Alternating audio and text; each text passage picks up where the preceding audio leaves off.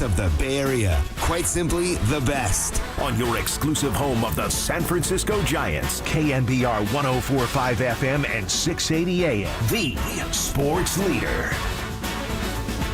2-1 pitch, swing, and a high fly ball to right, deep. Going way back there, Canzone at the wall, he looks up, adios, pelota. A 2-run, wind-blown home run to right into the porch out there, and it's 5-2 Giants. Welcome in to the Extra Inning Postgame Show with Bill Laskey on a nice Saturday here in Northern California and a better one in Scottsdale, where the San Francisco Giants beat the Seattle Mariners 6-2 on a great game. Some good hitting, 3-run home runs, and next thing you know, Logan Webb, Tyler Rogers, Ryan Walker, Camilo Duvall, and Randy Rodriguez. No earned runs against these guys. They really threw the ball well. 11 strikeouts on the day for these pitchers, only 1 walk. But we'll dissect into what they did during the game. But as I said, 3 home runs today. The wind was really blowing out to right field. The Giants took advantage of it. Elliot Ramos in the second inning, hitting the first pitch he saw from Logan Gilbert, and he hit it out to right field. And that was the first home run that Elliot had for this season. And then you start looking at what happened in the third inning. Elliott came up again with first and second, and he hit a 3-2. Grant McCray led off the inning with a nice double down the left field line, going the opposite way. A ground ball by Wade, and Willie Adames hit a home run to right field again, his second on the spring training statistics. 7 RBIs for Willie Adames so far in the spring. And here in the sixth inning, Mr. Encarnacion is really putting a lot of pressure on the Giants to get him some playing time. He hit a home run on the first pitch he saw, and boy, he smoked it out to right field. He's got 14 RBIs on the spring so far, his second home run, and that was enough. The pitching was ideal for the Giants. They really pitched well. Only 3 hits by the Mariners. 2 of them were infield hits, and the Giants ended up winning 6-2, 6 runs, 9 hits, 3 errors for the Giants, 2 runs, 3 hits, no errors for the Mariners. Mariners had a split squad going today. The other team played in Peoria against the San Diego Padres, but still it was a good outing by Logan Webb as he goes 5 innings, throwing 75 pitches, only giving up an infield hit, and the hit was really questionable. When it was a chopper over his head, he fielded it. Lamont Wade Jr. was coming over to try to pick it up, and nobody was covering first, and that was the only hit he gave up. 2 runs were both unearned, 1 walk, 5 strikeouts. His earned run average for the spring is a 1.8 as we're looking right now for 12 days from today, opening day in Cincinnati. That's right, opening day in 12 days, as today is March 15th. March 27th, they will be playing at the Great America Ballpark against the Cincinnati Reds. That's coming up quick. The one inning that was really questionable, and I say questionable because you don't see it much, Matt Chapman making 2 errors in the same inning. One was a fielding error, and one was throwing over Tyler Fitzgerald's head on a double play ball. Logan Webb ended up throwing a ball away, trying to pick off a runner at first base. All 3 errors came in the second inning. But Logan Webb really settled down. He had a runner on second base with nobody out, ended up getting a strikeout and 2 ground balls. And boy, he was stellar after that. He was just mowing him up, mowing him down. 6 ground ball outs, 2 line drive outs to the infield. And once I say that, 5 strikeouts. And he's really using that cutter in a good scenario now when he gets to the lefties. Of course, the sinker, the changeup are his 2 best pitches. Threw a couple curveballs today. I love to hear that. It's always great to mix in a 4th pitch when you're Logan Webb. After that, Tyler Rogers came in, got to give up a base hit, but he ended up getting nobody on after that. No walks, 1 strikeout. Ryan Walker really performed well after his last outing where he gave up 2 earned runs. Today he went in there through 1 inning, punched out 3, 2 swinging and 1 looking, so he was dialed in today. Camilo Duvall gave up a base hit off his glove, a line drive off his glove, ended up out to second base. But he came in and got a nice double play to get out of the inning, 4-6-3. And then Randy Rodriguez finished it off with a nice 1-2-3 inning, getting a strikeout to end the game. Ended up Giants winning. They're 14-5-3 on the Cactus League schedule. And tomorrow they're playing the Athletics again in Scottsdale. Hayden Birdsong gets the start, and Kyle Harrison is going to come up behind him. So that's the two pitchers scheduled for tomorrow. We're going to take a quick break. 8:08 KNBR. Let's get on the phone lines. Let's talk about the spring training Giants, because they're playing good baseball right now. As I keep saying, 14-5 with 3 ties. Later on today, I had to sit down with Hayden Birdsong this week, talk to him about what he's trying to improve on for the 2025 season. And the interview you really want to listen to is I sat down with my good friend Matt Williams, and we talk a lot about defense and base running. And boy, he spells it out so well on what the Giants are trying to do to improve on both those things that are going to make this team better when the 2025 season happens in 12 days, Giants fans, 12 days. March 27th, opening day in Cincinnati. I'm Bill Laskey. This is the Extra Inning Postgame Show. More coming up right here on KNBR, the Sports Leader.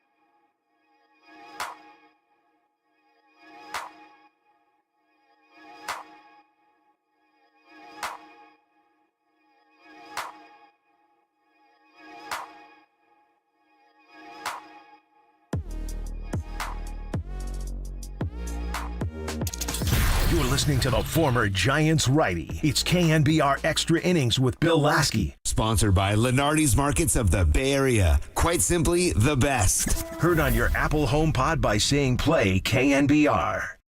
Canzone kind of bailed out a couple of his teammates there who were having a hard time with it. Now a swing, and there's a high drive into deep right field off the bat of Encarnacion, and there it goes! Goodbye! Into the Giants bullpen. An opposite field home run for Gerard Encarnacion. 6-2 Giants. His second home run of the spring and his second hit of the day. All right, welcome back to the Extra Inning Postgame Show. As the sun's coming out here in Northern California and the winds were blowing in Scottsdale, but the Giants hit 3 home runs.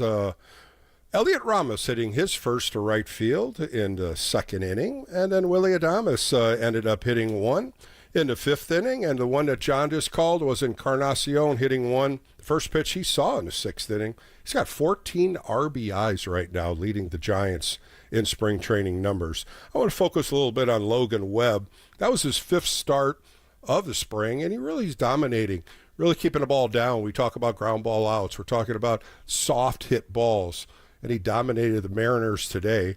And when you look at what he's done in 5 starts, 18 innings pitched, 11 hits. He's only given up 3 earned runs, 1 home run there, 2 walks, and 21 strikeouts. 21 strikeouts. Now you look at some of the other guys in this rotation. Robbie Ray's another one that's just dialed in. He's been dialed in the entire spring. He's gone 4 starts.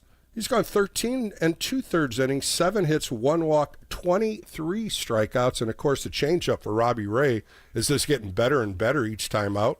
Then you look at Justin Verlander, and he's had 4 starts, 14 innings, 11 hits, 3 home runs, all solo, 3 walks, 13 strikeouts. Those are your 1, 2, 3 starting pitchers, Giants fans, and right now they're all dialed in. After that, Hicks has been pitching. He had a hard time with the Brewers yesterday, but the 5th spot, that's going to be the big question mark as we move forward through the spring. 12 more days left in the spring, and they're going to have to make a decision on what they want to do in that 5th spot. Yesterday, Bob Melvin didn't go to the Brewers game. He stayed back and watched Landon Roop pitch. And Landon Roop threw in the minor leagues. He threw a minor league game. The first 9 hitters he faced, 9 strikeouts. He ended up going 5 innings, 1 hit, 13 strikeouts. That's right, 13 strikeouts. I sat down with Landon Roop the other day, and we're going to have that interview tomorrow on the Extra Inning Postgame Show. And boy, he is really dialed in. He wants that 5th spot so badly.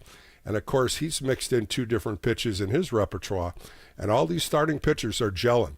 Tomorrow, we're going to see a little one-on-one. I believe it. Hayden Birdsong is going to start, and Mr. Harrison's going to have to deal tomorrow. Kyle Harrison's having a little trouble in spring, and his numbers aren't that good. But those 2 will be starting and pitching this first and second. We just don't know how long Hayden Birdsong's going to go. He threw 3 innings the other day, punched out 6, and he's been dialed in too. So it's going to be interesting to see what happens as we get closer to spring training ending in 12 days and they move to Cincinnati. Going back to Logan Webb, of course I'm jumping around, but I just love talking pitching. Logan Webb got his 3rd win today, and I like what he's doing. He's using the cutter a little bit more, a pitch that he started throwing last year, getting more confidence in that, and his little curveball, throwing a little off-speed curveball along with his sinker and slider, which is 2 dominating pitches. 6 ground ball outs, that's what you want. A couple errors by Chapman, brush those off. He's not going to do that much during the season. And you start looking at what he can do to absorb more innings. Well, you're going to see more defense. Willie Adames at shortstop, Matt Chapman at 3rd, Tyler Fitzgerald at 2nd. And you also have Lamont Wade and Wilmer Flores spending some time at first base. So that's going to be infield, no question about it. And I think that's why Bob Melvin's trying to keep the starting lineup out there when they're playing these spring training games, especially in Scottsdale, to keep these guys focused. The outfield, Jung-Hoo Lee came in today, had a little stiff back, so Grant McCray ended up playing center field. Yastrzemski was scratched also. We didn't hear the reason for that. Encarnacion ended up playing right field. He ends up hitting a bomb to right field. And Elliot Ramos, he's behind a little bit, but he's catching up. Of course, Bob Melvin had him leading off many of the games in spring training. He ended up hitting 4th today and really had a nice day, 2 for 3 with a double and a home run. and 3 RBIs. Giants win today 6-2. They're 14-5-3 so far in the spring. Yes, I know it's a Cactus League. Yes, I know it's spring training, but it's the confidence that you're building within those walls of the clubhouse. This team's got that. This team will battle. This team's going to surprise you. And I'm just looking at the starting staff right now. Everybody's healthy. They just got to get through spring training in the next 12 days and get this season going. 808 KNBR, if you want to get on the phone line, let's go out to Berkeley. Talk to a friend of mine, Andrea. How are you today? Good, Bill. How are you? Doing good. Love these games. They're nice and quick. Good games today. We get to watch them tomorrow on NBC Bay Area. But just a good outing by the pitchers today. All 5 of them threw well. Yes, I really enjoy, hearing and seeing that. Pitching is really important. And just first off, wanted to wish you a happy full moon lunar eclipse. Hope you enjoyed that. And to enlighten Giants fans that Mercury is retrograde, March 14th to April 7th. So we need to allow some extra time for travel and maybe some delays here and there. But certainly, so you're saying be patient, I guess. Yes. Be patient and through all this. Yes, what a concept. But, it's just, baseball season opens with Mercury will be retrograde March 14th to April 7th. Well, Andrea, let me ask you a question. When you're watching this team play, what do you see different from this team so far from last year?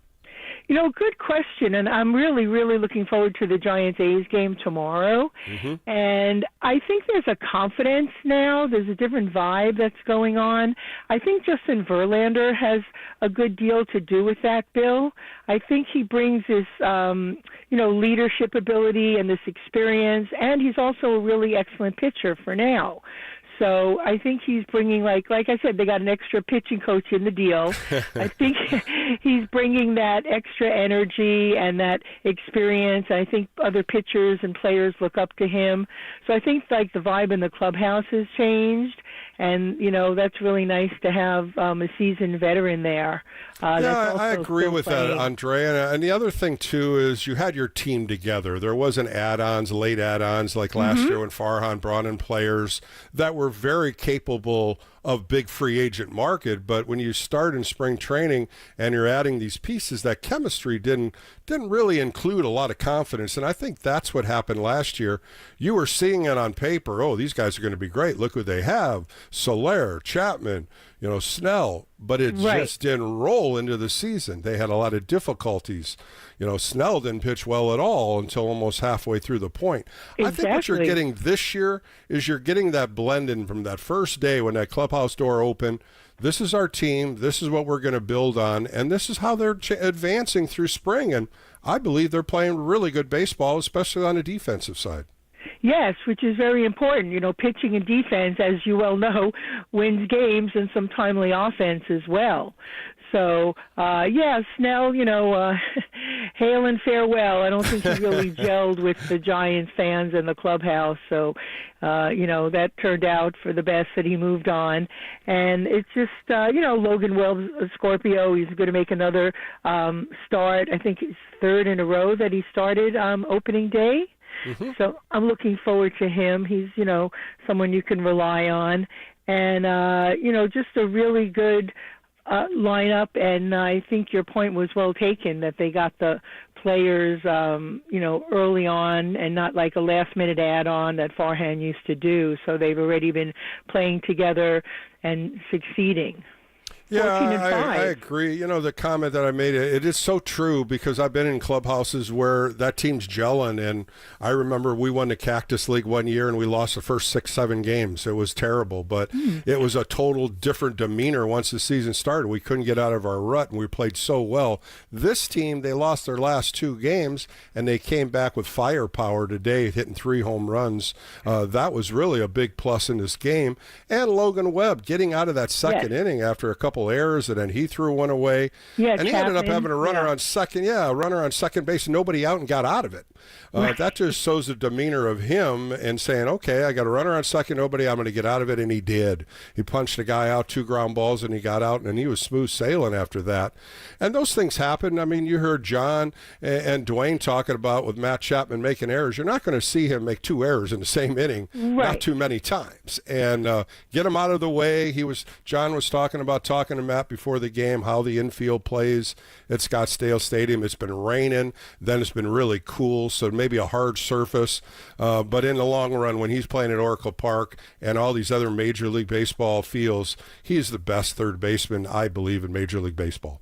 Oh, yeah, no, Chapman's good. I mean, we're all human, and those two areas, it just so happened, I'll listen to the game. It just, didn't sound good in the same inning. But you might as well get them out of the way in spring training. Yeah, get them out of the way. Don't worry about it. But, Andrea, thanks for the call today. I appreciate your time as always, and it's always good baseball talk. Yes, thanks. Great show, and I look forward to your Hayden Birdsong interview, my favorite Virgo pitcher. You just love the name. I know it. All right, Andrea, thanks again. And just like Andrea said, Hayden Birdsong and I sat down about what he can do to throw more strikes. He had a lot of walks last year. He talks about it, being focused a little more. And as Andrea just talked about Justin Verlander, and we always saw the clip of Justin Verlander talking to him about moving over a little bit, but we thought it was about the pitch, and it was about where his foot is in front of the rubber. And he thought if he adjusted the foot on the rubber, could have cut to the corner a little bit more. Some good insight, and Hayden's going to tell us that in our interview. The other interview I have is Matt Williams. I love talking baseball with Matt Williams. Of course, back in our day in the 80s, he was there, and he was stellar all the way. But he teaches. That's what I love about Matt Williams. When you listen to him, he's talking to you like a teacher, and he's expressing his thoughts on defense, running the bases, cutting corners.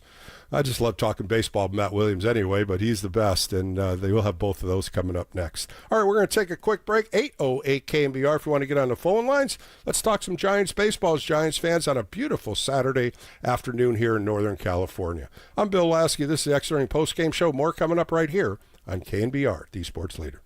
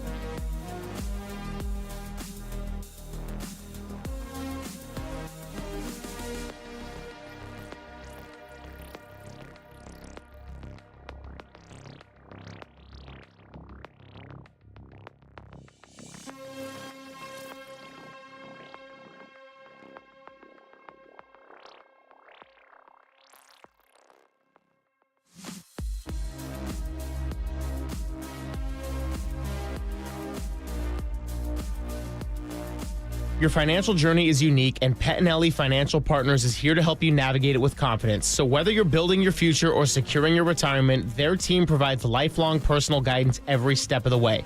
Start planning your financial journey today. Learn more at PettinelliFP.com. The financial consultants at Pettinelli Financial Partners are registered representatives with and securities offered through LPL Financial, member FINRA, SIPC. Investment advice offered through Stratus Wealth Partners, a registered investment advisor. Stratus Wealth Partners and Pettinelli Financial Partners are separate entities from LPL Financial.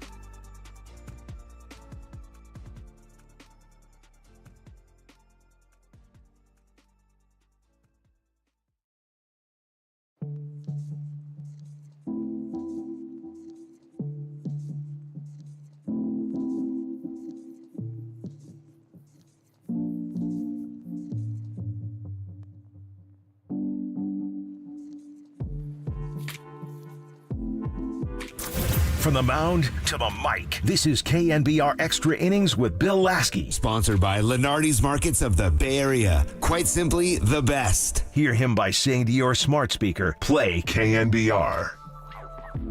3 errors were made. There's a swing and a drive deep down the right field line. Way back there, still going. Adios! Pelota! Now that's a good teammate.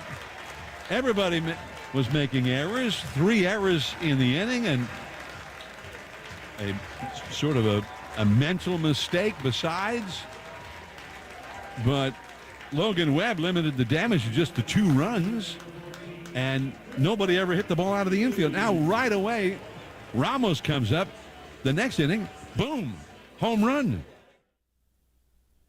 All right, back on the extra inning post-game show with Bill Laskey. John Miller calling a home run by Elliot Ramos in the second inning to right field, and it was a boomer over the right field fence, and he sure came back in the third inning right after that and hit a double, a 3-2 fastball, hit it out to right center field for 2 more RBIs. There was 3 runs at that time, all RBIs by Elliot Ramos. J.P. Martinez and Garvin Alston, the 2 pitching coaches, have talked all spring about limiting the walks. And the walks are so brutal when you're on the mound and you're walking guys, and then a base hit happens and you're giving them free passes. Well, I looked it up. 53 walks the Giants pitchers have done this spring training in 22 games. That is almost 20 less than the second team, which is the St. Louis Cardinals, that have 70. So think about that, Giants fans, limiting the walks. Today they only had 1 walk in 9 innings. 53 walks in 22 games. Pretty impressive, and they're really cutting that down. And I have tipped my hat. J.P. Martinez as well as Garvin Alston talking about first pitch strikes, getting ahead of hitters, using your defense, eliminate the walks. Love it. And the Giants are doing that, and the pitching has been dominant this spring, and hopefully that'll continue. 14-5-3 is their record. Today, Logan Webb, Tyler Rogers, Ryan Walker, Camilo Duvall, and Randy Rodriguez. 9 innings, 3 hits, 1 walk, 11 strikeouts, 2 runs, all unearned. Their earned run average right now is under a 3.6 as a team. Good numbers so far for the San Francisco Giants pitching staff. I tip my hat to both J.P. Martinez and Garvin Alston. 808 KNBR, if you want to get on the phones, got a couple calls. Let's go to Mike in San Francisco. Mike, welcome to the show. How are you? Hey, Bill. I'm doing well. Thanks for asking. I've got a question today. Fire away, I consider you an ambassador of the game, and I see myself more as a mindset that tries to be a mover and a shaker, and I try to keep in mind, the audience and families and the players. But I wanted to ask you, what do you think is the difference between those 2 states, the balance between it? I think the balance, what people try to do is you wonder what players do on the field. That's what you're trying to ask, and how you shut it off and go home. The balance of how they make that, is that kind of the question I'm hearing?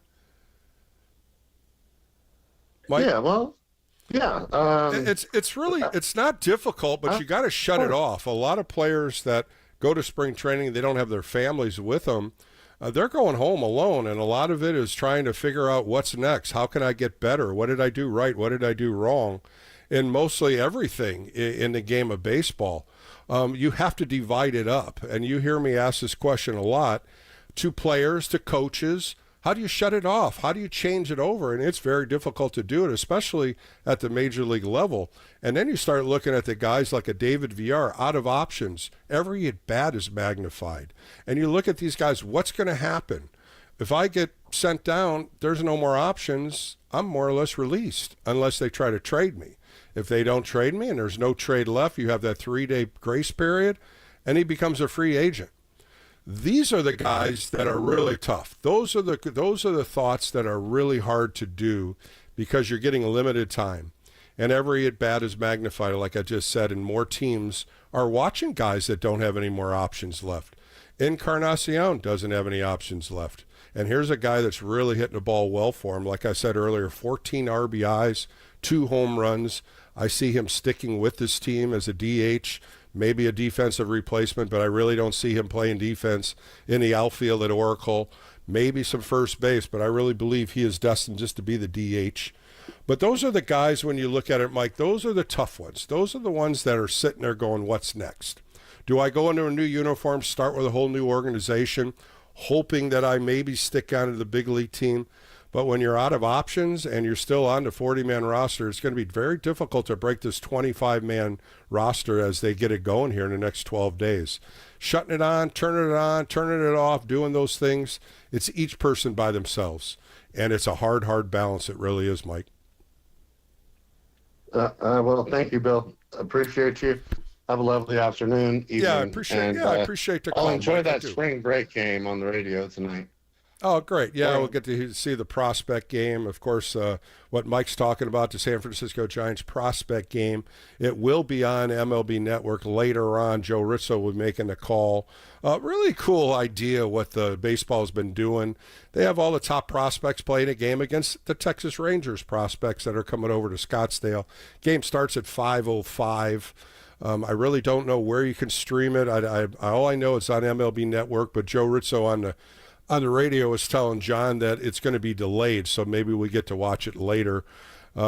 It's fun to see all these players come in at such a young age. Carson Wisenhunt's going to start the game, 24-year-old left-hander, just a Mickey Mouse, as we call him, a Bugs Bunny changeup, one of the best changeups in the game. Spencer Bivens was talking in an article I was reading. He said the guy throws a changeup, you can't even see it. It's just such a good pitch with the arm motion being the same as a fastball and then the parachute that comes in on the ball that floats into zone. Carson Wisenhunt will start that game. Carson Seymour, also a big right-hander that was in big league camp. He'll get an inning or two. Bryce Eldridge as well as Dakota Jordan, two big-time prospects, both out for the game with minor hand injuries. James Tibbs III, a real top outfielder for the Giants, and Johnny Lavelle, I could say Lavelle, the starting shortstop. He's the fifth top prospect for the Giants. James Tibbs III is the fourth. So some good baseball being played now at Scottsdale. A lot of fans will stick around and watch the top prospects, as well as us. We'll be able to watch it, see what it's all about, and watch these kids just get better and better as the season gets going. Most of those guys will be in AA and AAA, but at the same time, we'll watch them develop as the season progresses. Hey, let's go out to Fresno and talk to Mark. Mark, you're on the Extra Inning Post-Game Show. How are you doing this afternoon? Hey, Bill, it's in San Lorenzo. Fresno's a little far out for me. All right, no problem. I probably read it wrong here, but it's okay. Mark, I got you on the air, which is good. Well, no relation to the infamous Gary Lavelle, right? This young prospect Lavelle. Yeah, well, it's Level, so you either say Lavelle or Level, a couple different ways you could say it. And at the same time, I know he's one hell of a good shortstop. Gary Lavelle. Gary Lavelle was one of your teammates, wasn't he? You guys were teammates. He sure was. One of the best left-handed relievers back in the day. Was he left-handed? I didn't even know he was left-handed. Oh, wow. Yeah, big Gary with a high leg kick. Yeah. Big high leg kick, big sweeping and slider. He liked to throw inside. He liked to throw tight, high and tight. He liked to put him in. He sure did, Mark. You remember all that. Bill, you and me are the same age. I mean, I lived all those years when they were frustrating years. Well, we had a couple good years there, and then we kind of fell short real quick. The 100-loss season did help. Man, we used to get out in Candlestick Park on a night game, and that's when you could bring anything into that park, a quart of Bacardi with Coca-Cola in my dad's cooler with ice in it, and it was perfect for the whole game for 5 of us. But we had a great, those were great you also years, had you probably had a little schnapps to keep you warm. No, the Bacardi was good enough. That did the job. Well, listen, Mark, what do you think of this team? What do you think of this team so far as we get going in 22 games into spring training, winning good baseball? They won 8 straight, lost a couple, and they came back today in vengeance with 3 home runs by the main guys. Absolutely, Bill. I haven't been this excited because I listen. I don't listen. I check the spring training every year, and it's never been promising. They go kind of 500 or below 500, and they're above. They're doing really well. They're gelling. I mean, even when they lost 2 games in a row, it was kind of frustrating. I go, wait a minute, is this the same Giants team? But, they're going to have their ups and downs. That happens in a baseball season. But, Bill, when you man, I'm thinking of all the stuff you're talking about, and it's just going through my mind. You're talking about the farm club. We haven't had this much hope for the farm team in years because you got Buster Posey, a baseball man, in charge now. Well, the other thing too, Mark. The other thing too, Mark, in the minor leagues, Randy Wynn has taken the lead down there. Ron Wotus would be also helping him. And that's what I like. You got baseball people. Randy Wynn, very good in analyzing players. Of course, when you look at Wotus, he's been around the game for over 25 years. Ron is developing players in AAA, AA, and A ball, going down there to watch them, doing different drills, infield drills, outfield drills. And 2 good brains, and those are the two guys that I really like what Buster did in bringing both of them together to really help the minor league system. And you just talked about it. There's a lot of prospects now that are going to be moving up in the organization and getting at double A and AAA levels, and that's really going to make them grow and get better pitching, better fields, better teammates, because you're going to be playing with different players. Think about this, Bill. In the Zaidi years, you had those 2 gentlemen, Randy Wynn and Ron Wotus, sitting in a desk giving you after-game analysis. And now, in the Buster Posey era, you have those men on the field talking to ball players one-on-one and going through drills. And that's why I enjoy listening to you, Bill, because you're there. You're seeing it, and you're relaying it to us fans just to let us know what's going on. I appreciate that 100%. Yeah, I appreciate that, Mark. And the other thing I want to throw in there, what Buster did, is bringing a lot of the ex-players there. You had Petit Casilla in there to talk to Duvall, kind of get his thoughts, kind of get him relaxed. This week, you have Jeremy Affeldt and Pablo Sandoval, guys that are there, guys that have won the World Series, players that can help. JT Snow down there earlier, Rich Aurelia down there. Players, even though the eras don't come in with what they are now with the young players, they're players that you can say, I looked at his bubblegum card, hey, he's got 6 Gold Gloves. Hey, he was on 3 All-Star teams. These things matter when you listen to players. It really does. And you're listening to players that have competed in a lot of stress games. And I think that's what the young players need to hear. And it seems like it's paying dividends right now because you had 2 men, you said they couldn't come they were dropped from the starting lineup today, and their substitutes came in and did a magnificent job. Encarnacion, I see him as the DH, just like last year they played him at DH. He'll do fine there. Now, the Matt Williams trade, because I told that to your call screener. When Matt Williams was traded from the Giants, and give me a year, 1995, 1994, 1993, right around there, Cleveland, sure. Everybody was upset. To Cleveland. For who? For Jeff Kent, for Jose Vizcaíno, and somebody else. You're and Jeff right. Kent, Good call. in my book, in my mind, in my call, Jeff Kent should be in the Hall of Fame. Barry Bonds and him were the dynamic duo for at least 5 years. Check the record books. And you know what, Mark? That was a huge trade. That really was a huge trade that Brian Sabian did. He gave up a well-liked player, a player that everybody loved. Of course, growing up in Nevada, and you'll hear my interview with him later today, just a great teacher of the game. And, he even talks about it. I asked him about how does it feel putting that Giants uniform back on.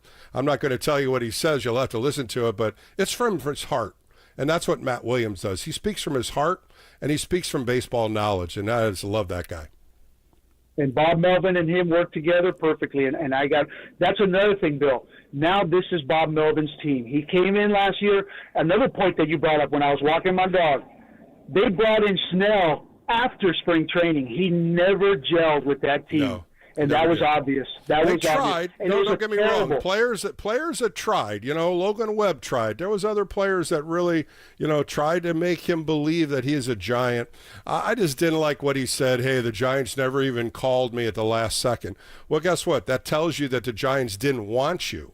That tells you a lot what Buster Posey thought about you. That tells you a lot about what Bob Melvin thought about you. So don't look at the Giants. Look at yourself. Sure, you made a big contract with the L.A. Dodgers, but these guys said he doesn't fit here. He doesn't fit in with this young generation of pitchers. And they went and got Justin Verlander, which, at one time I questioned it because he's 42 years old. But in the long run, Mark, it is really paying dividends for him to get out there, watch these kids talking in the dugout. Man, you just can't take that advice from a 42-year-old, 3-time Cy Young winner. If you're not asking questions, you're the guy that's in trouble, not him, because he's there to help you. Bill, you gave his stats. The man is doing fabulous in spring training. Ray, and you just got to keep these guys healthy. Starters. Yep. Hey, Mark, thanks for the call. I appreciate your time, Mark. It's always great talking baseball with you, and we'll talk as the season progresses. I appreciate your time. Thank you. All right, let's go out to Napa and talk to Jerry. Jerry, you're on the Extra Inning Postgame Show with Bill Laskey.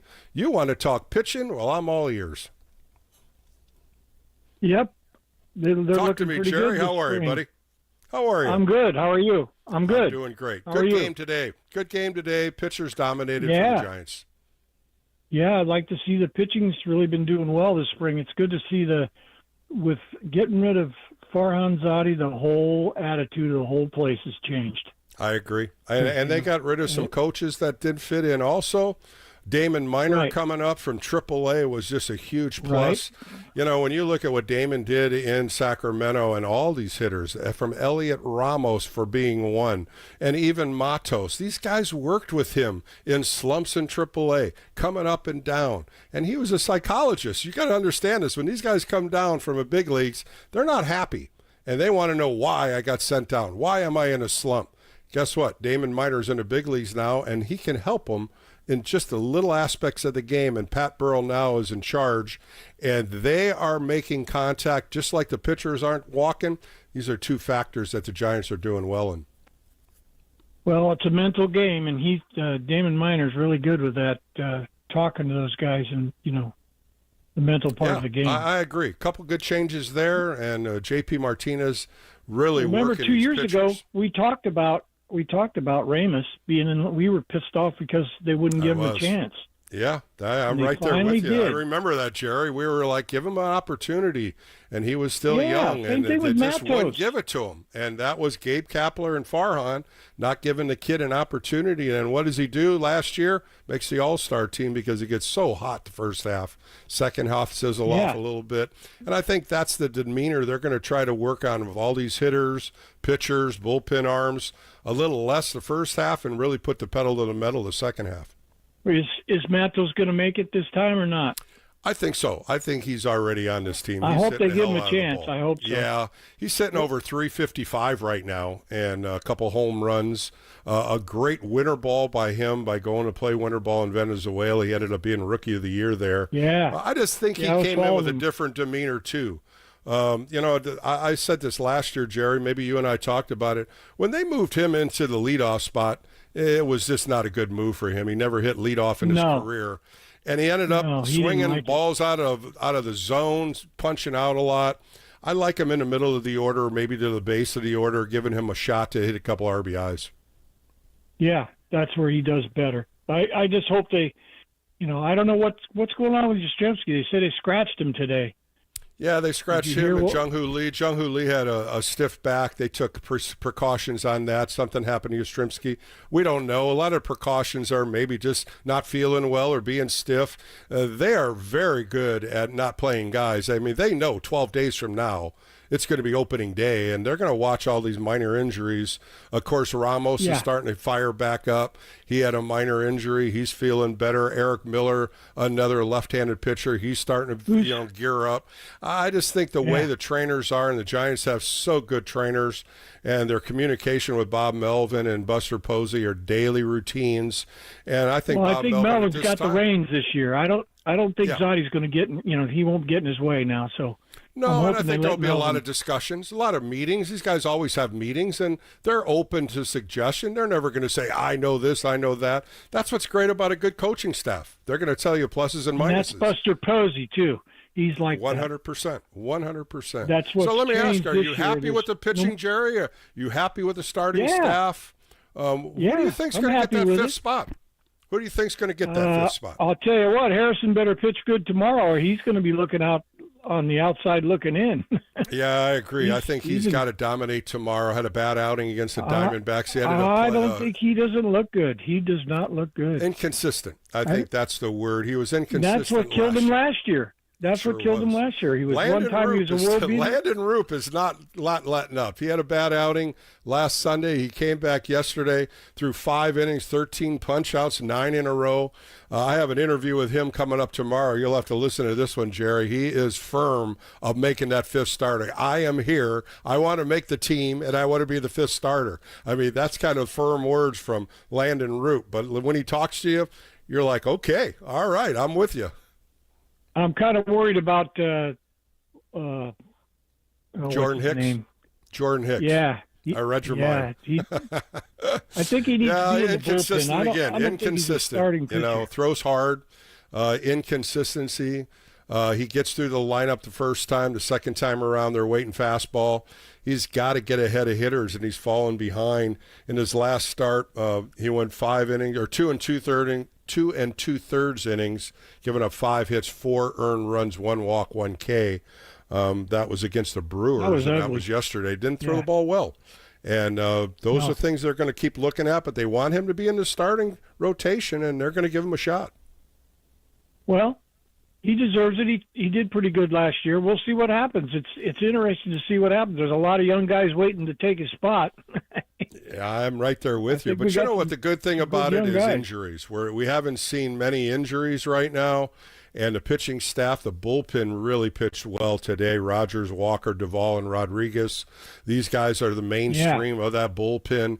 Of course, everybody's watching Camilo Duvall and how he takes the mound, and 98, 99 he's pretty sharp so far.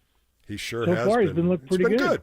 It's been what good. About, we only got one lefty. What about this guy we got? Eric Miller? Name? Oh, Eric Miller will make the staff. You're talking about Lucchesi, Joey Lucchesi? He's one of the guys. He's one of the guys competing. There's a couple other lefties. I just don't know if Bob Melvin and J.P. Martinez is going to go with 2 lefties in the bullpen. They said that they have guys that can get left-handers out from the right side. Bob Melvin was really explicit about that, and they might just go with that. But a lot of they must know what they're doing. They got rid of Taylor Rogers, and that guy he's good. Yeah, Taylor was pretty good. Of course, the contract was up at over $10 million, and I think that's where they try to trim the payroll a little bit with him. And they probably felt, Eric Miller's your top lefty. He was in 72 games in last year and pitched very well. This year, he's just starting to ramp up. And I never look at bullpen arms until the last week when they're in there almost every other day or every day. And they're trying stuff too. Who knows? Jordan Hicks is probably trying some experimental stuff too. Sure. We don't know. Yeah, and it's all good because the Giants are playing good baseball, and I think that's what all Giants fans are looking at. Sure, the record's great, and they're playing good defense. They're playing well on the pitching side. They're throwing strikes. I love the number I threw out there: 53 walks. 53 walks only. The lowest of any team in Major League Baseball. The next one is 70 by the Cardinals. So when you're in spring training, and that's what they're trying to do is throw strikes. This is what worked today. 1 walk by Logan Webb, and it was a close pitch. A 3-2 slider. Webby's looked really good. He's looked really good this spring. He sure did. Jerry, thanks for the call. I appreciate your time. Good. I'll be talking to you. Always, Jerry. You're always welcome. All right, that was Jerry up in Napa. Sit back. I'm going to come back with Hayden Birdsong. I did a nice interview with him. We talk about what he's trying to improve on. And I think Giants fans are going to love his answers because he's very positive on what he's doing so far in the spring. He's get the start tomorrow against the Athletics. And we're going to see what Hayden Birdsong is going to do to see if he can make that 5th starter. I'm Bill Laskey. This is the Extra Inning Postgame Show. Hayden Birdsong coming up as soon as we take a break right here on KNBR, the Sports Leader.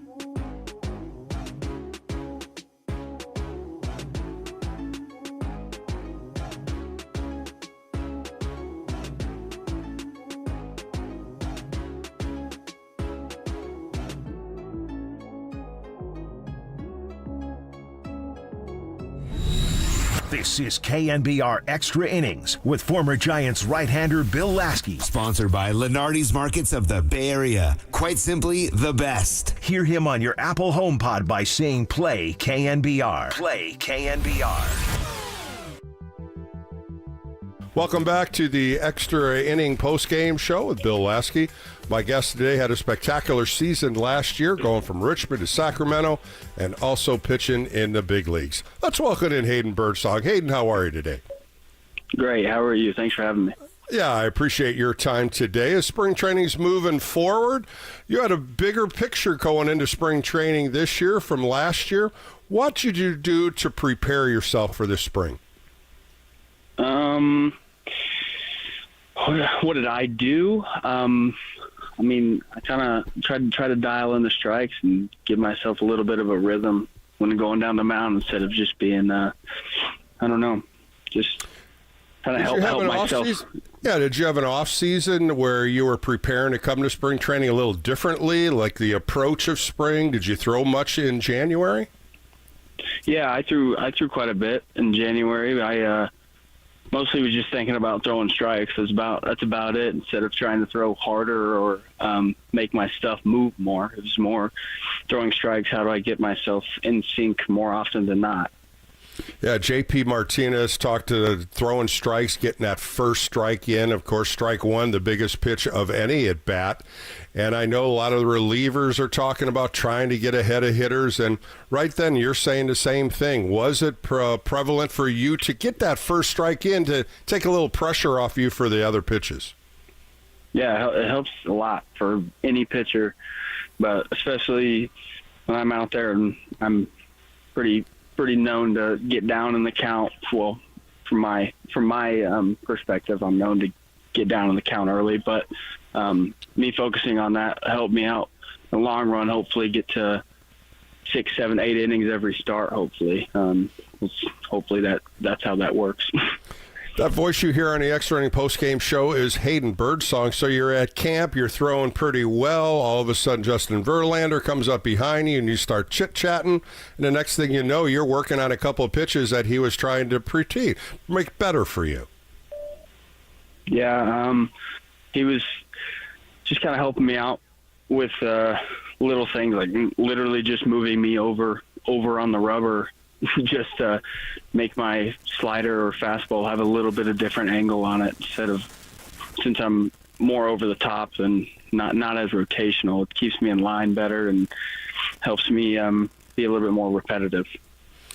We talked about throwing strikes, of course, getting on the mound. You're now at that big league level, and you've reached the top. What did you learn from the minor leagues that got you in to prepare your mindset? Now, we're talking mental part of the game to be a little bit better at the big league level to refine on. Just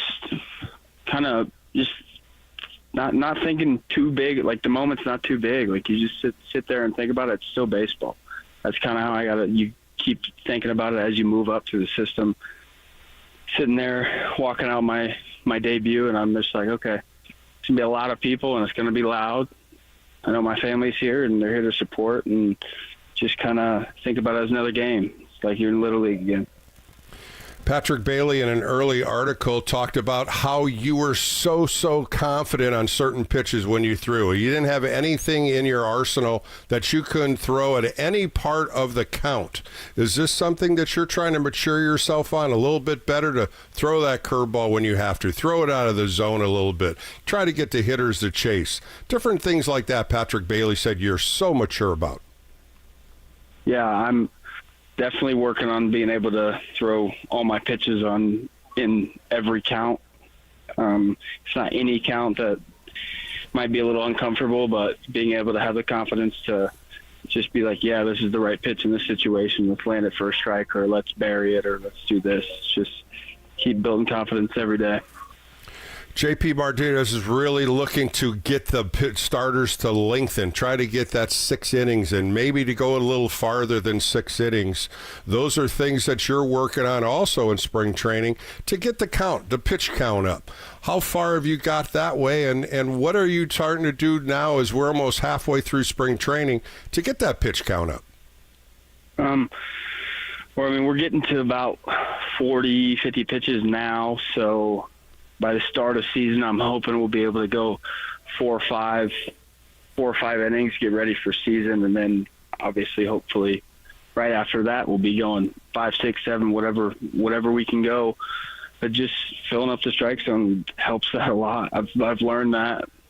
And last couple outings have been solid pitch. The amount of pitches I've thrown has not been what it was last year. I wasn't not throwing 50 pitches in 2 innings or whatever it may be.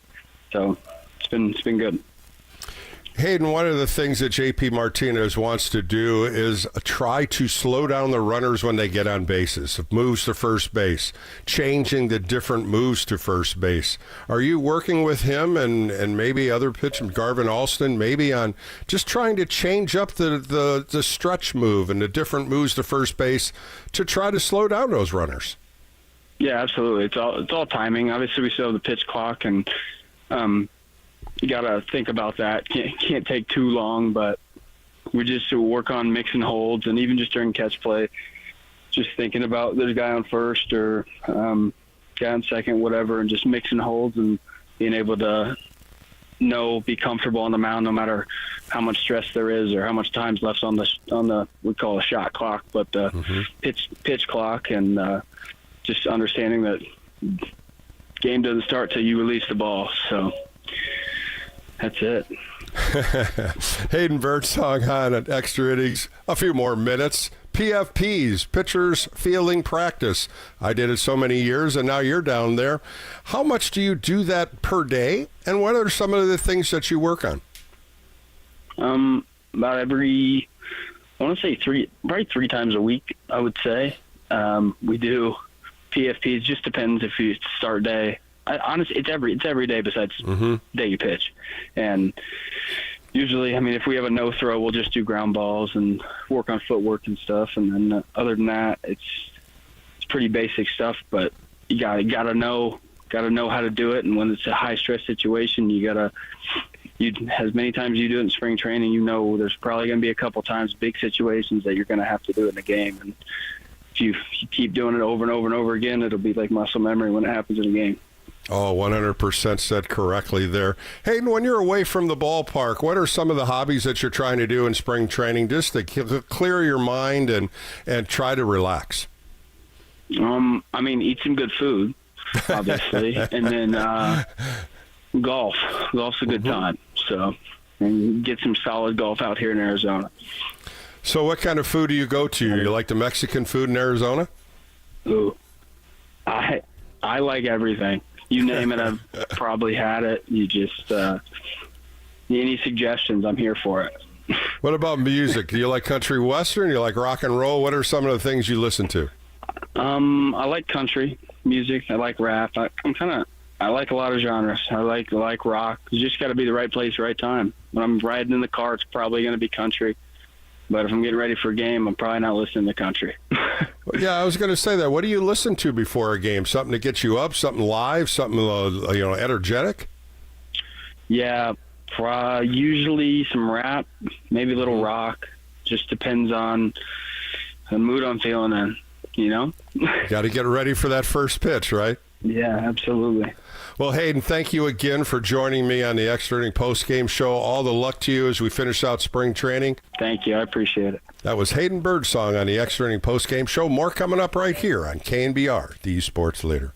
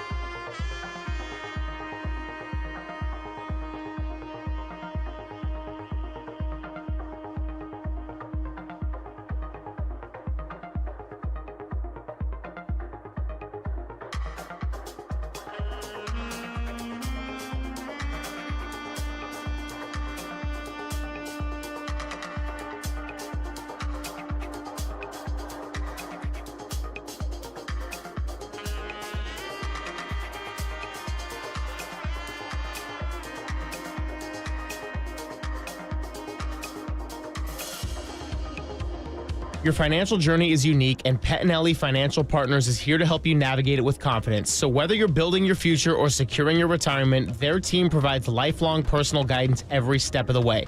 Start planning your financial journey today. Learn more at PettinelliFP.com. The financial consultants at Pettinelli Financial Partners are registered representatives with and securities offered through LPL Financial, member FINRA, SIPC. Investment advice offered through Stratus Wealth Partners, a registered investment advisor. Stratus Wealth Partners and Pettinelli Financial Partners are separate entities from LPL Financial.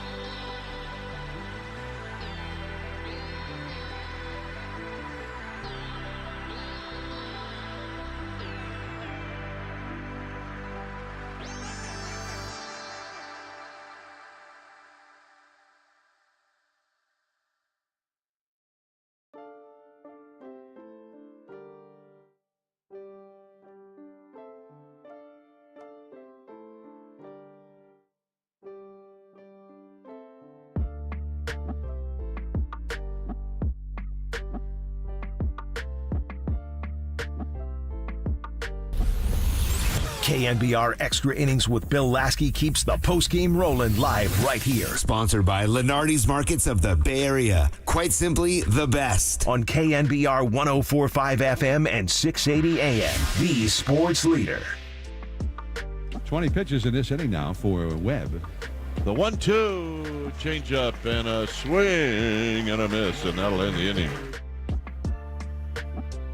All right, welcome back to the Extra Inning Post-Game Show. The sun's out here in Northern California. The Giants won today earlier in Scottsdale. 6 runs, 9 hits, 3 errors for the Giants, and 2 runs, 3 hits, no errors for the Mariners. It all started Logan Webb in the second inning. Matt Chapman making 2 errors. Logan Webb throwing a ball away, and 2 runs scored, both of them under-earned. But, boy, he put a clinic on after that. He went 5 innings, only giving up 1 hit, 1 walk, 5 strikeouts through 75 pitches, and Giants got the win for him. He's 3-0 on the spring. Tyler Rogers came in. Ryan Walker came in. 3 punch-outs for Ryan Walker, 2 swinging, 1 called. Camilo Duvall is just having a solid spring training.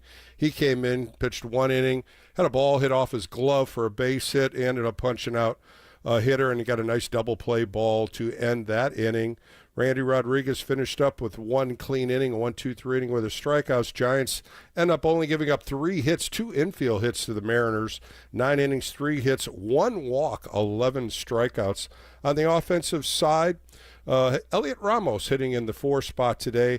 Saw the first pitch in the second inning, and he hit a home run to right field, his first home run of the spring. And sure enough, in the third inning, he came up with first and second. A 3-2 pitch, drove to right center field for a double, got 2 more RBIs. He ended up going 2 for 3 with 3 RBIs and 1 home run. Willie Adames ended up hitting a home run later in the game, as well as Encarnacion. So 3 home runs. Ramos' first. Adames had his second. He had 2 RBIs. He's got 7 RBIs on the spring. Encarnacion hit his second. He's got 14 RBIs on the season. So that's good. Cactus season's moving forward. As we talk about March 27th being the first game of the 2025 season, Logan Webb will have that start. The Giants now are 14-5-3. 12 days left of spring training. They'll be up here next weekend to play Sacramento on Sunday. We'll have that on the Extra Inning post-game show following that game. I want to talk a little bit about Hayden Birdsong. He talked about trying to throw strikes more. Of course, last year, his first year, trying to feel it out. Well, the numbers right now don't lie for Hayden Birdsong. He has had 4 starts in the spring. He's gone 9 1/3 innings, given up 7 hits, 3 earned runs, 1 walk. That's right, 1 walk, 13 strikeouts. And we know the big 12-6 curveball, the nice slider, the fastball. He is really throwing some great new pitches and throwing new pitches in the zone. As you had Patrick Bailey has talked about what he throws at different times of the counts, and he has no fear. And once you have no fear, you can throw it at any count, any pitch. That's what you want out of a young 23-year-old. Hayden Birdsong is going to be on the hill tomorrow. That game will be on NBC Bay Area as well as right here on KNBR. The prospect game is going to be on coming up here at 5:05. They talk about possibly on the MLB Network being postponed a little bit, but eventually it will come on for Giants fans. And when you start looking at the prospects, boy, there are so many of them coming into this game. Carson Wisenhunt will get the start. He's the left-hander, the 24-year-old. James Tibbs III, a fast outfielder, really coming through the minors well. Johnny Lavelle, the shortstop. Some really young talent that us Giants fans can watch today once the other games get done and MLB Network will play the San Francisco Giants prospects versus the Texas Rangers.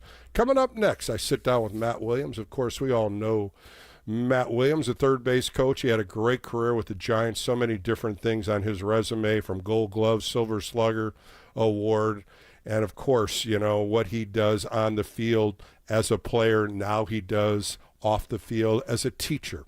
And I always say that from him. If you're a teacher and you can teach the game, players are going to learn from you. Matt Williams is that kind of guy. Sit back. I had a great talk with Matt Williams. That's going to come up next right here on the Extra Inning Post-Game Show with Bill Laskey. And you're listening to KNBR, the sports leader.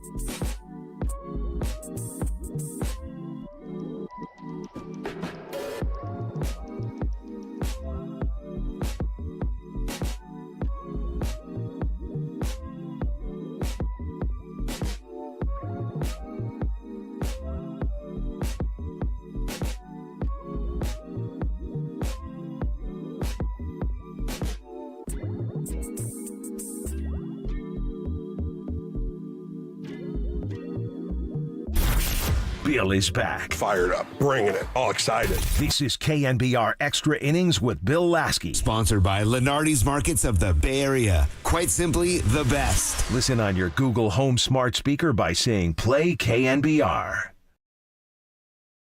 Welcome back to the Extra Inning Postgame Show with Bill Laskey. I'm honored to have my buddy on today. He was a 5-time National League All-Star. He was also a World Series champion with the Arizona Diamondbacks, a 4-time Gold Glove winner, 4-time Silver Slug Award winner, National League home run leader with 43 in 1994, National League Manager of the Year. He's also on the San Francisco Hall of Fame. He's the third base coach of the San Francisco Giants, Matt Williams. Matt, how are you today? I'm good, Bill. How are you, sir? I'm doing good. Pleasure to have you on. Spring training is pretty much almost halfway over.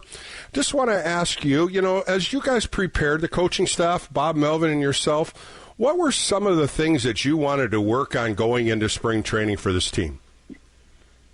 I think it was there were a number of things, but I think that first and foremost, the most important thing we wanted to accomplish this spring was to get these guys to understand that we're gonna be able to beat teams if we can. To put it bluntly, by 1,000 paper cuts, right? Mm-hmm. So we're gonna have to do the little things right, and we've seen that. We've seen guys taking extra bases. We played pretty good defense. The pitching staff's been phenomenal so far. Guys are working hard, of course. But I think the glaring fact is we're playing the game. And I think that's really important to Bob. It's really important to the rest of the coaching staff. It's important to Buster and Zach. And so, these guys they're being ball players right now. And we like where we're at, and we're progressing and getting ready for opening day. Matt, you're one of the best at fundamentals. You've taught one of the greatest third basemen, Matt Chapman, when he was with the Oakland A's. Fundamentals mean so much. You are just so good at the defense side of the game. You have one of the best left side of the infields with Willie Adames and Matt Chapman going to be out there all year for you. What does defense rank with you? Well, it's first and foremost. If we look at any championship team, whether it's football, basketball, baseball, soccer, you name it, it all starts with defense. And if you can keep the other team from scoring a touchdown, scoring a basket, scoring a goal, or scoring runs, then you give yourself a chance every day. We have last year we were number 2, but in the previous 3 years before that, our pitching staff was number 1 in all of baseball inducing ground balls. Mm-hmm. And so we know that going in. We understand that. And for us to play good defense, we give ourselves a chance. So that being said, if we can, do the things on offense that we have been doing thus far this spring, it bodes well for us. And for me and for Bob, and Buster is of the same mindset, I think, that it starts with the defensive side. And if we can button that up and be good at that, then we got a chance against anybody we play every day. Matt Chapman boasts on pre-pitch. A lot of people listen to the show. A lot of kids listen to the show. Pre-pitch, understanding what's going to happen next. I love how he sets up. I love how all these guys take that step back and they step into the ball wanting the baseball. How important is that for an infielder? Well, it's especially important on the corners. You don't have a whole lot of time, although Chappie plays extremely deep because he can. So that's an advantage for us. But pre-pitch is really important. Understanding these days anyway, we have everybody in the infield generally has a pitch comp. So they understand what pitch is coming, what location it's going to be, and they can anticipate that. So all of that being said, the preparation prior to each pitch is really important. It takes a lot of concentration. It takes discipline. It takes desire to be good on the defensive side. But our guys are doing that, and that's really important to us. It's going to be over the course of 162 games. If we don't beat ourselves, then we give ourselves a chance. And so that's all we ask for, coaching staff. That's all we ask of the players, is to make sure that they're prepared on every pitch, every single day of every game. And that part of it will be very valuable to us if we can accomplish that goal. Matt, watching you for so many years play third base, that ball that comes in so slow and you have to barehand it, Matt Chapman's phenomenal on it. Again, you look at the middle infielders, second baseman and shortstops are also good at it. What makes them so good at picking up the ball barehanded and really throwing an off-balance throw? Well, we practice it. That's the key.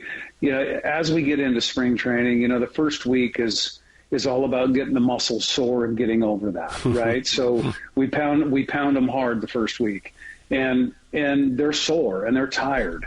But as we get deeper, like today as an example, everybody's legs are pretty fresh and they feel good about it. And we practice those things during the course of the workouts prior to games. It's important to understand that yes, we have to catch the routine grounder, but there's going to be challenging ground balls. There's going to be, especially with our staff. Webby pitched today. There's going to be a lot of balls that are chopped in the ground, and we have to be able to make those plays so we can get him, into the seventh, into the eighth inning. And if we can do that, then we can win games. So it's all about practice. It's all about repetition, and these guys are taking pride in it. So it's really nice for us to see. That voice you hear in the Extra Inning post-game show, a good friend of mine, Matt Williams. Of course, he's the third base coach. Let's go into some of the things that you do so well, coaching third, and it's speed. Bob Melvin has talked about going to first and third a lot more stolen bases, trying to get the players to move the bases and run the bases correctly. Matt, you're a big part of this. What makes a good base runner? Anticipation, understanding the opposition first and foremost. As an example, we played the Rockies today, and they've got three really good arms in the outfield. So knowing that going into the game, we have to understand that secondary leads are really important. Turning the bag at second to get to third is very important. And our athletes on the team are taking that very seriously. So it's an important part of our game. It's a mandate from Bob and from Buster and from Zach. And they want our guys to be aggressive. So that being said, we play in a ballpark that's really not conducive to the homer. We know that, and everybody else does. So the importance of base running is key for us, and guys are understanding it. They're buying in, and they're working really hard on the base paths as well. So it's nice to see. Matt, when you look at this 25-man roster, it hasn't been done yet, but some of the guys that will make this team, who are some of the good base runners? Matt Chapman comes to mind immediately, how he cuts the corners of the bag. He always takes a peek at you before he even gets to second base. What makes Matt Chapman and these other ones so good at the game of base running? Well, it's important to him. It's one thing to get a base hit, and that's great. But as soon as you step on first base after your base hit, you now become a base runner. And you're now out, you're looking out for the next guy. That next guy hits that ball in the gap or down the line. We want to be able to have a chance to score. Now, everybody doesn't have the speed of Chappie, of course, so we have to take that into account. But that being said, it doesn't mean that you can't be a great base runner. Being a great base runner is awareness, anticipation, and taking it very seriously, and making it an important part of your game. And our guys are doing that. So the last week, the record shows that that we've done things correctly on the diamond. We're playing pretty good defense. We're playing clean baseball games. Guys are getting base hits with guys in scoring position. They're taking the extra 90 feet when we can. They're advancing on pass balls. So that type of play, I think, is what Bob and Buster and Zach have in mind, and we're enforcing that. We're making sure that we're paying attention and we're doing it correctly. Matt, you've been in baseball for many years. What's a ballpark that you like where you can see all the angles of the outfield? And then the opposite side, what ballpark is tough to make those instinctive calls that you do at third? Well, the bigger ballparks make it a little bit easier, right? The ball gets past the outfielder, and you know the speed of the runner. You know that if Chappie's on first base, there's a pretty good chance he's going to be able to score.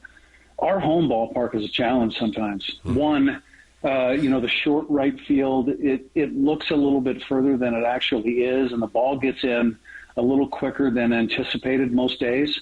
At the same time, you play at night and the wind blows and you just don't know. So that being said, the anticipation is key for us to make sure that we have guys that understand what's going to happen during the course of the game, what the wind is doing on any given night, understanding that the opposition is really not used to playing there. So we have to take advantage of those situations when they come. And, understanding and knowing the ballpark is so important to us. And we can use it as a definite advantage when we do play our home games. A few more minutes with Matt Williams on the Extra Inning Post-Game Show. I want to ask you, Matt, baseball is a lot of first hits, first home runs, first of everything. I'm going to test your knowledge here, Matt Williams. Who would you get your first major league hit off of? It was Earl Hershiser in my first game. It sure was. It was a ringing 17 bouncer up the middle. April 11th, 1987, in the 8th inning, you hit a base hit off Oral Hershiser, as you said, up the middle. That was your first base hit. What about your first home run? We started. I came up to the team in Dodger Stadium on the road, and then we got home, and I can't remember. I know it was against the Atlanta Braves. It was. But I cannot remember the pitcher. But a reliever that came in the game, and I happened to catch one on the sweet spot, and it just snuck over. Oh, you did. I saw the highlight. It was April 19th, 1987. Jeff Dedman was the pitcher. Jeff you hit a breaking ball. That's right. Yes, you did. You hit a breaking ball. You knocked it over the fence pretty good. Back in those days, I didn't hit a whole lot of breaking balls. So. Well, you got that one pretty good. Your first All-Star game, 1990. Where was it? Wrigley Field, one of my favorite ballparks. Yes, it was. Beautiful. July 10th, 1990, you're on the first All-Star team. What about your first Gold Glove winner? Would you remember the year? Oh, boy, that was got to be 1990? 91, maybe? Yeah. All right, so here's the test for you, Matt. Name the 9 players that got the Gold Glove that year. Oh, wow. Yeah. 1991. You're third. Yep, you're third. Who's it short? I got no idea. It could have been Ozzie. It was. And then what about second base? Well, I want to say it was Robbie. Was it Robbie? Ryan Sandberg. Ryan Sandberg. How about the first baseman? You know him real well. Will got it that year. Yeah, Will the Thrill. And in your outfield was Barry Bonds, Tony Gwynn, and Andy Van Slyke. Good outfield there. Outfielders, yeah. Greg Maddux was the pitcher, and Pagnozzi from the St. Louis Cardinals was the catcher. Got a couple more for you. Mad Dog had a bunch of them. I think he won 13 or 14. He did. He was fantastic. He was like a goalie on the mound when you think about it. Your first World Series champion, the Arizona Diamondbacks. Do you recall what you did in that Yankee last few games? Yeah. I mean, I had a pretty good World Series that year. I think I drove in 8 or 9 runs, hit a homer, drove some runs in, played pretty good defense. Oh, you had a real good World Series. I laid down. I hit fourth for the team, right? Uh-huh. It goes to show how the little things really matter. So I get up there against Mariano Rivera in New York late in the game in the 8th inning, I think, with runners on first and second, and I get the bunt sign. And so I laid down a sacrifice bunt, and we used it, right? We used this in spring training because everybody views me as a home run hitter or slugger or whatever. And so it's interesting to tell that story to the young players and how important it is. And they look at me like, come on, man, are you really telling me the truth that you, in the World Series in Game 5, you actually laid down a sacrifice bunt? And, yep, it's true. So you never know when it may be called upon. You got to work on it. You got to make sure that you're executing properly, and you never know. Even if you hit fourth, even if you have led the league in homers before, sometimes the manager's going to ask you to bunt, and you got to be able to lay that ball down. Oh, that's great information right there. So I want to ask you, in 2024, you put the Giants uniform on first time since you took it off. How was that memory for you, and what did you feel like when you put that uniform back on? Well, the business of baseball oftentimes doesn't allow you to stay where you want to stay. Mm-hmm. And that's part of the game. We all understand that. Very few of us get a chance to come home. You know what I mean?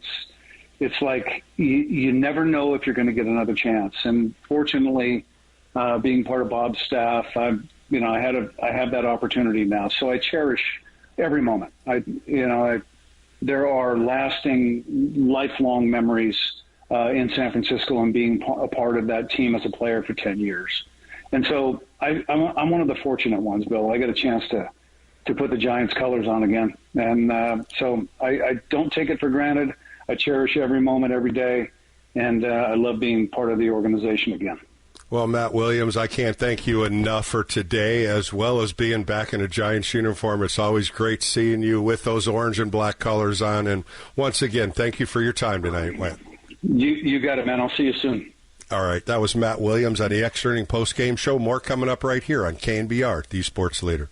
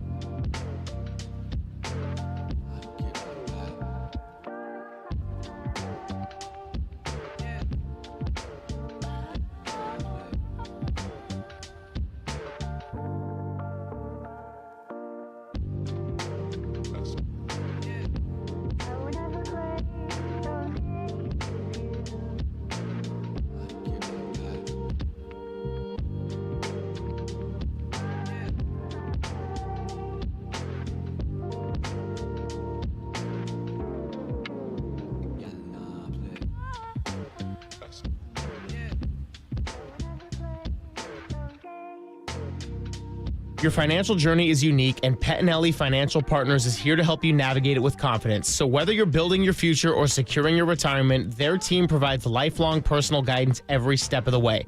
Start planning your financial journey today. Learn more at PettinelliFP.com. The financial consultants at Pettinelli Financial Partners are registered representatives with and securities offered through LPL Financial, member FINRA, SIPC. Investment advice offered through Stratus Wealth Partners, a registered investment advisor. Stratus Wealth Partners and Pettinelli Financial Partners are separate entities from LPL Financial. The game may be over, but we know you want to talk more ball. So KNBR Extra Innings with Bill Laskey continues. Sponsored by Lenardi's Markets of the Bay Area. Quite simply, the best. We are KNBR 104.5 and 680, the sports leader. Welcome back to the Extra Inning Postgame Show with Bill Laskey as we finish out a Saturday. Giants win on Scottsdale 6-2 over the Seattle Mariners. 6 runs, 9 hits, 3 errors for the Giants. 2 runs, 3 hits, no errors for the Mariners. Home run balls were flying out of Scottsdale Stadium. Ramos got his first. Adames got his second, a 2-run home run. And Encarnacion hit his second. 14 RBIs for Encarnacion on the spring. Pitching side, Logan Webb threw 5 Pearl innings. He ends up getting the win, followed by Tyler Rogers, Ryan Walker, Camilo Duvall, and Randy Rodriguez as they go 9 innings, 3 hits, 1 walk, 11 strikeouts for the pitching staff. I want to thank my guests today, Hayden Birdsong and Matt Williams. If you missed those interviews, you can hear them on the All KNBR podcast. I'd like to thank my producer, Kyle Haar, also Cole picking up the phone calls, and you Giants fans for calling in, talking to me about Giants baseball. We're going to do it again tomorrow as the Giants entertain the Athletics. Hayden Birdsong and Mr. Harrison, Kyle Harrison, are the pitchers on record for tomorrow. And after that, Extra Innings will come on. And I have a great interview with Landon Root as well as Brett Wisely. You don't want to miss those 2 interviews. For Bill Laskey, the Extra Innings postgame show, be safe, be well. More coming up right here on KNBR, the sports leader. It's another great outing for the righty on your home of San Francisco Giants baseball. This is KNBR Extra Innings with Bill Laskey. Sponsored by Lenardi's Markets of the Bay Area. Quite simply, the best. KNBR 104.5 and 680, the sports leader.